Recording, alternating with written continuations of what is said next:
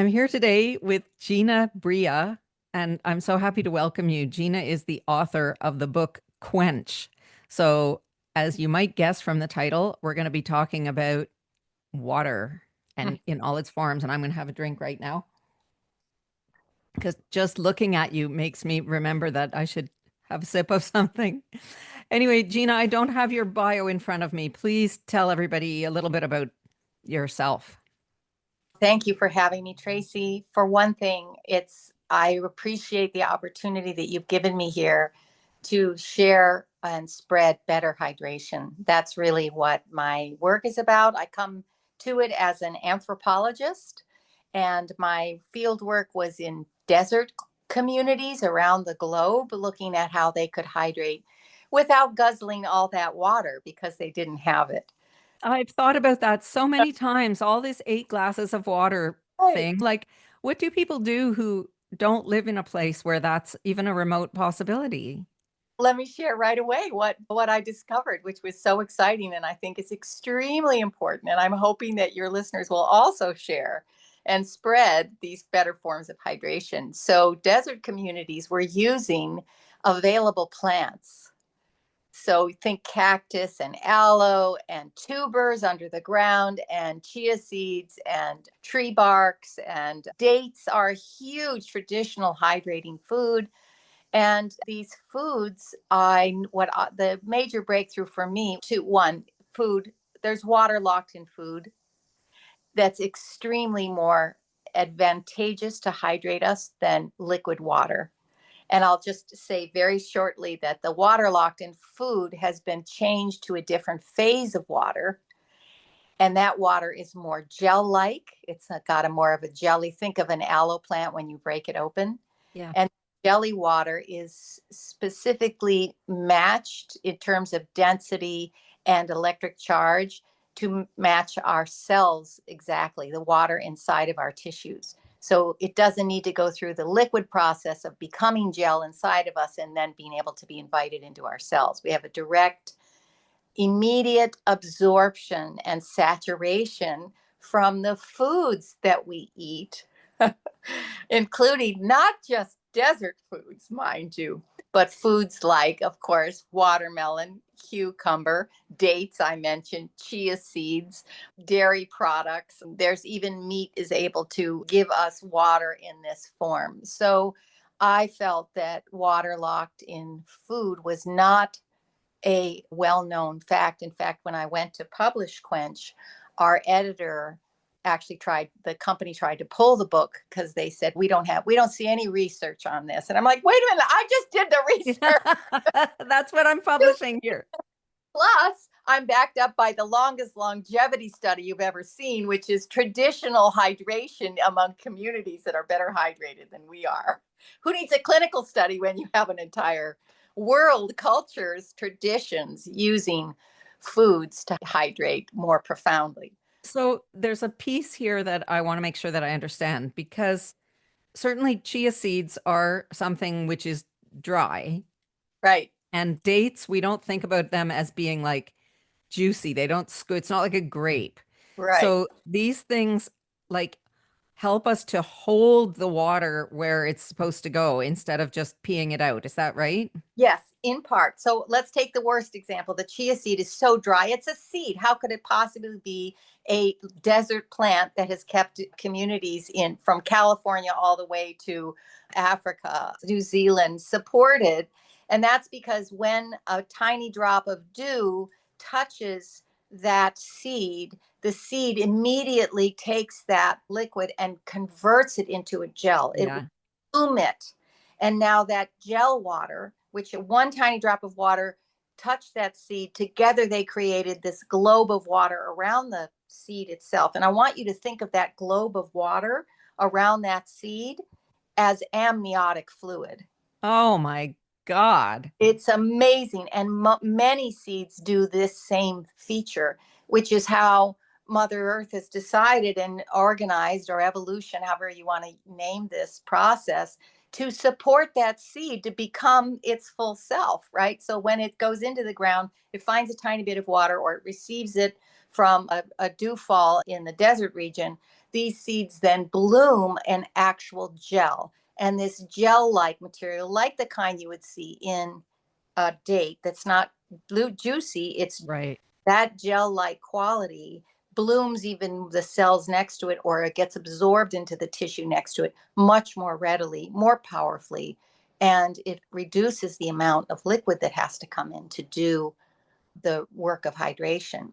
So you don't have to drink as much when you're eating these types of foods. And I'll say just a quick list of the foods so your listeners get this right away. It isn't Yeah. only plants that do this, although they were the leaders in it. And that's how I stumbled into all this. All plants do this, so that, for example, when I started doing the research, because I had to get this book published and they were after me to say there's no research, a simple basil leaf or a piece of lettuce is 96 to 98% water. Oh, It's wow. phase that's slightly changed enough now to begin electrical conduction, which is what liquid doesn't do, or very modestly. What gel does at a very high level. So now we're talking about water as not only a moistening material, but as a fuel for our body. And we are literally run on the electrical signals developed and mediated and conducted and orchestrated by the water molecules in this. It's so important, this idea of the electrical conductivity. I know because I listened to your TED talk about your mom as an elderly person experiencing dehydration and being able to counter all of her symptoms with chia seeds in juice. Like it's quite tremendous how effective this can be. Oh, I'm so glad you brought that story up because it's a touch point in my career. I want you to picture me in New York City at Columbia University in the depths of the library with old ethnographies that literally cracked and turned into crumble as I'm Yeah. looking for pre-industrial hydration strategies. And I'm getting phone calls from my family saying, "Oh, I'm so sorry, mom has gotten, hospitalized again for dehydration." I've literally got the crumbling book in hand going, this is the solution. Why isn't this out there in the world? So for my mom, I went back to my kitchen down the street in New York City. I got out my coffee grinder and I was studying chia seeds under the microscope and watching them bloom this amazing amniotic fluid around the seed. I ground up a entire package of chia seeds and I repackaged it. I sent it to my mom and I asked the staff there, just put a tablespoon in her morning orange juice.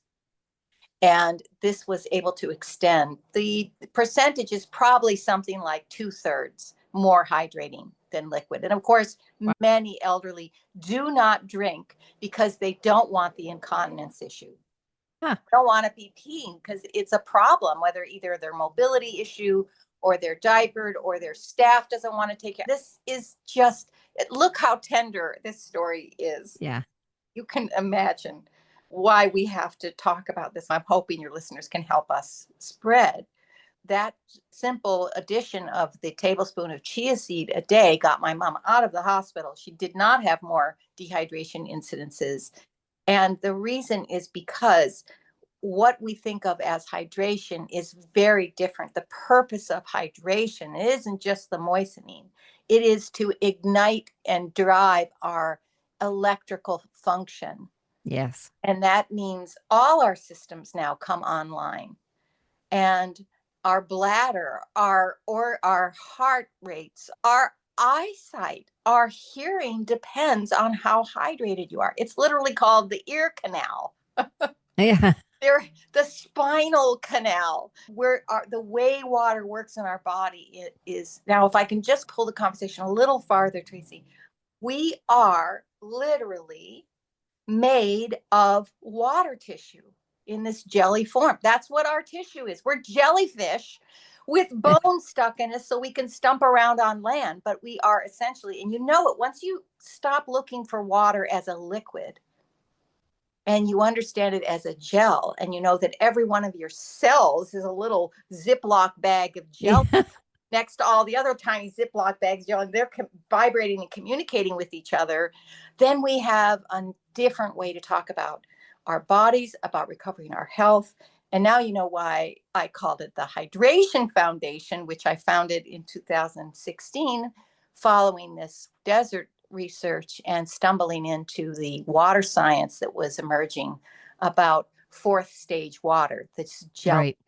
water. After all of that blew together, I was like, somebody's got to care about this. And I was really initially interested in helping the elderly and still deeply am. So I'll give Well, your and of audience, course, can I give them a just quick recipe for their, yes, please. whoever they're in their circles?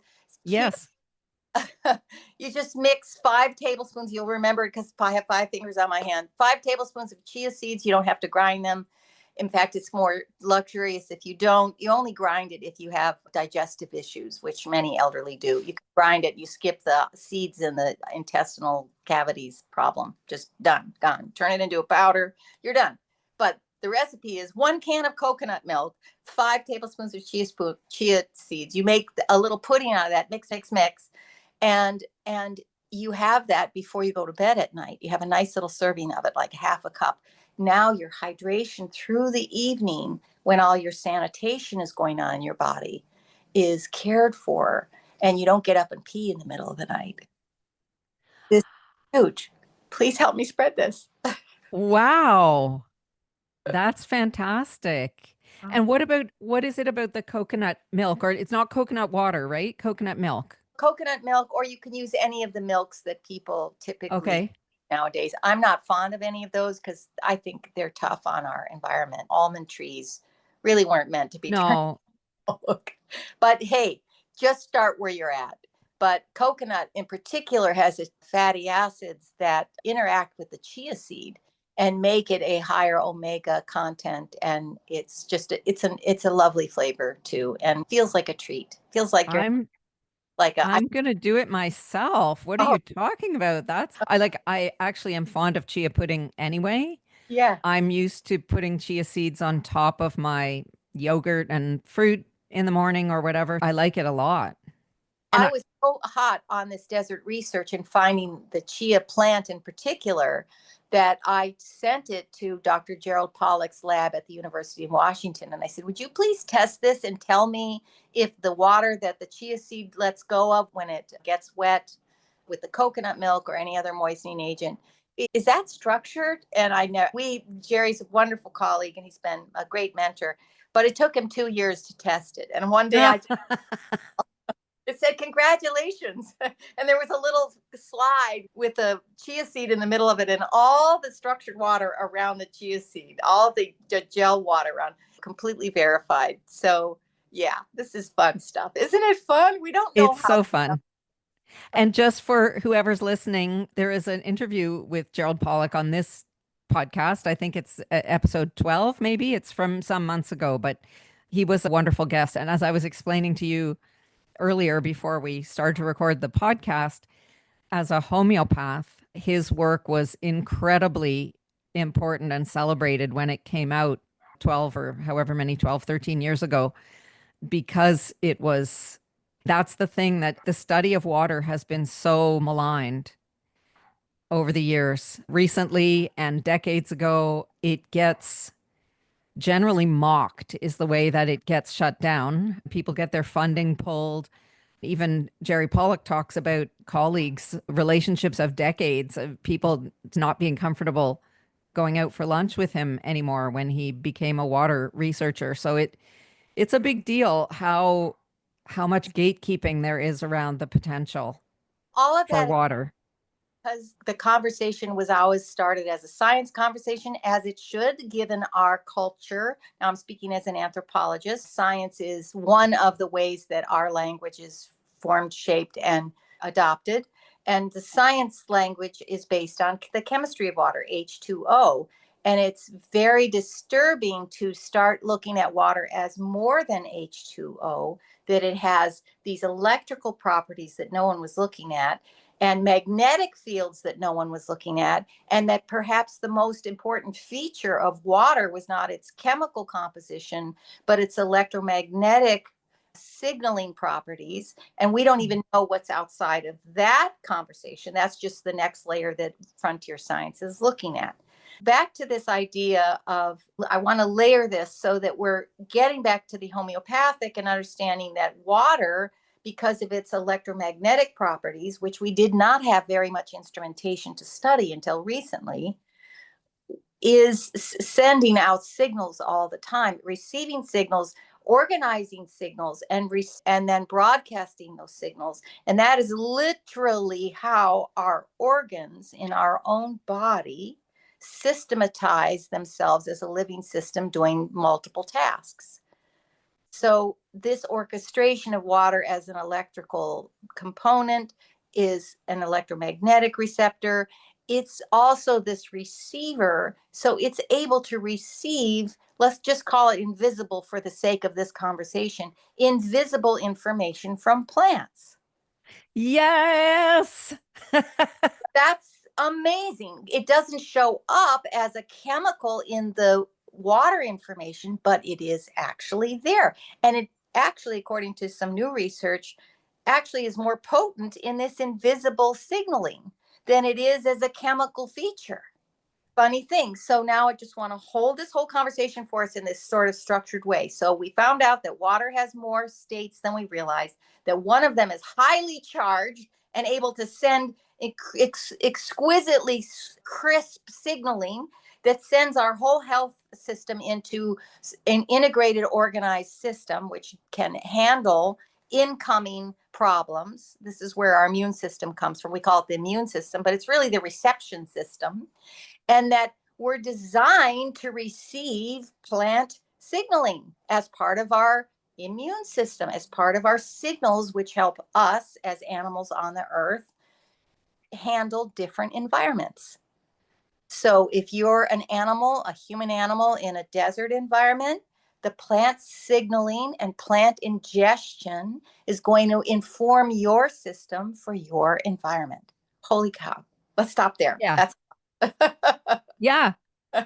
okay, then I want to build on this and help you go back to the point we made, which is you're made of cells that are full of jelly water.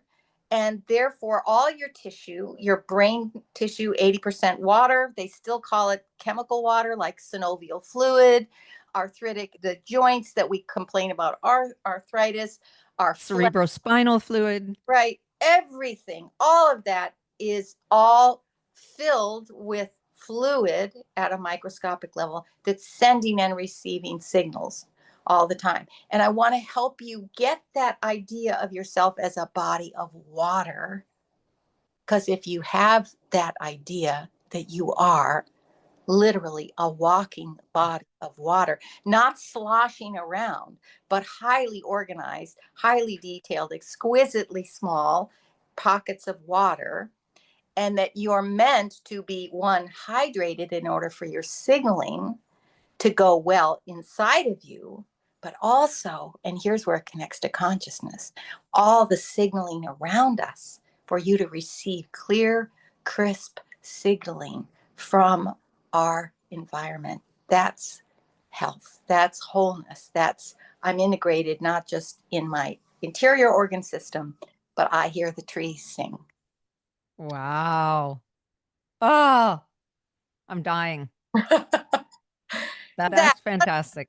we conceived the whole project of health around hydration. Now you know why I founded the Hydration Foundation. Please help me spread the idea that we're walking bodies of water, accumulating and sending information at all points of the day and night. It's amazing. Tell me, please, more about the Hydration Foundation. What do you do there? I go on podcasts and I talk about how we're a body of water. And we've crafted a traveling water museum, which shares the work of not only Gerald Pollack, but also other incredibly gorgeous researchers, photographers, filmmakers. I'm especially fond and working with John Stewart Reed, who is, Yes, um, cymatics. yes, he is an acoustic physicist and one of those boy of wonder scientists. So every discovery he makes, he calls me up. He's like, "Can you believe?" Listen, there's been a lot of champagne popping in the last 5 years. Really, Tracy, extraordinary new findings are happening. helping to us to reconceive ourselves, get us out of this slough of despair that we're walking through and into a consciousness about how vibrant we really are. John's work is also highly featured in the Water Museum. And what we share is that if we're little packets of water, it's super cool to be able to vibrate those through sound. And sound baths and sound medicine is really coming to the forefront, and we're able to help people understand why that's true, why those frequencies and those vibrations are affecting the water molecules inside of you and allow you to therefore orchestrate more profoundly and receive the sound information into your own system.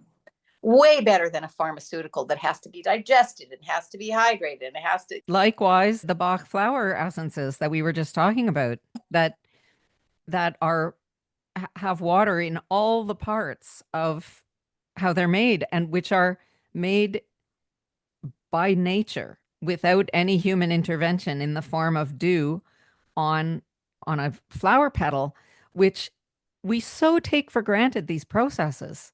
But like we've been told by scientists and philosophers for the last 500 years, the simplest solution is probably the best one. Don't make something more complicated than it has to be, which a corollary of is don't disregard something that looks too simple to be true or valuable. This is medicine being made in nature, condensing water out of the air onto the petal of a flower, which is freely available medicine for the animals around. If certainly it was made available to people once Dr. Bach went out and made the connections about which ones are for which kind of situations. But there is water in it at every step of the way. You put it into water in order to take it. It's not ever done like homeopathy. I shouldn't say not ever. I'm sure that there are people who make it into pills, but water is a feature of that kind of medicine from beginning to end. And this idea of storing and transmitting information is so delicious for me as somebody who works with these particular medicines, and that they're so implicated or can be so used for this whole realm of consciousness, of exploring consciousness through water that is coded or charged in a very specific way to interact with us, the receivers or the machinery of consciousness. And I know from hearing Stuart Hameroff speak a few times that he's always said the big criticism against his work looking at microtubules of the neurons of the brain is that a human brain can't house a quantum state because it's too warm, wet, and whatever else it isn't. But wet, it turns out that wet, not a problem. It's necessary. That's the main deal. The wetness is critical for consciousness. And of course, it isn't for a quantum computer, which is a silicon-based thing, but it's water that does that job in a living organism. Amen. That is so true. And of course, if we just take a breath, get out of the lecture hall, get out of the science lab, and go look at the earth and the variety of life it's produced without needing a dry laboratory environment. Again, it's like being an anthropologist gives you a lot of leeway to step outside the science community, even while you're based in it, and say science is super, super valuable for a very limited kind of conversation. After that, when you go to the indigenous conversations, their conversations include, they're not dismissive of the science, they just don't have that vocabulary, but they're including whole spheres of information that we disregard because they're not reproducible, or they're not, there's many reasons why that we are where we are as a culture. But let's move beyond that to conversations that just to entertain them, if nothing else, but just to listen to how every indigenous medicine person will say, oh, the plant told me why I would use that for you. Like, just straight up, oh, the plant told me. Oh, you can't hear the plant? Oh, let me try to help you hear the plant. Yeah. Wow. And of course, I'm very interested in the relationship of consciousness and the psilocybin conversation, because we have really dropped out of our use of mushrooms and soil plants that are deep in the soil. You can imagine the volume of information down there. Oh, yeah. Extraordinary.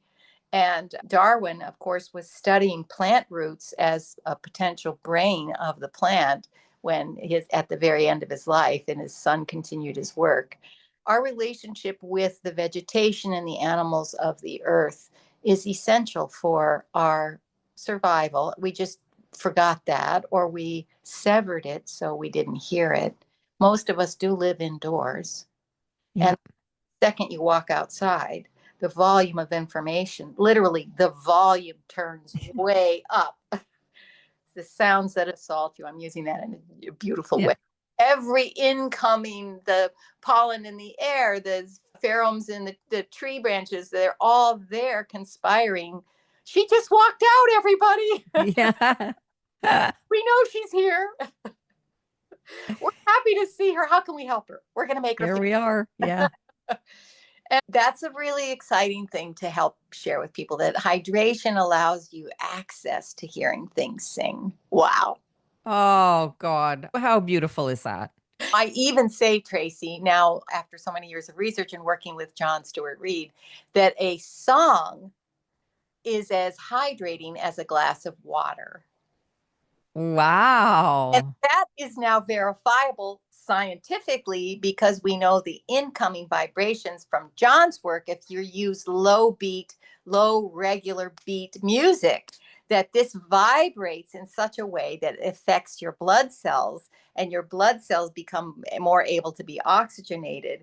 And it's an additional form of helping your heart circulate and the veins circulate. So a song is helping your hydration system. That is just so fun. Let's have fun with this now instead of like health tasks. Oh my God.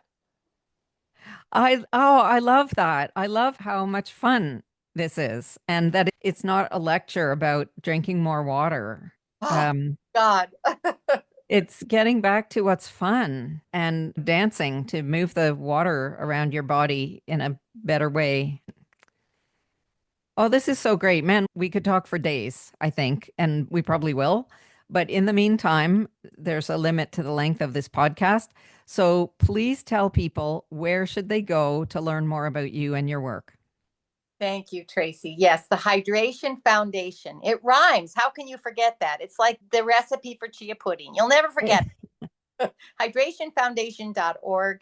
We are now hosting, if you sign up at the Hydration Foundation, we're now hosting water salons once a month to allow people to meet each other, like a room. Oh, Is based on my work with the TED community in New York, where we hosted every Friday a TED salon. And I thought, why aren't we doing that for water? Everybody wants to meet each other, and we want to have a focused conversation and bring the news from the waterfront. What's latest? And this next salon, we haven't determined a date yet. It'll be sometime in September, but it will be on consciousness. And then, of oh, course, wow.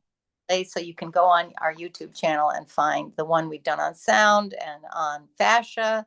All of these things are deeply integrated into each other, because that's how Mother Nature works. So even though we pick a topic, we never explore it as a single entity.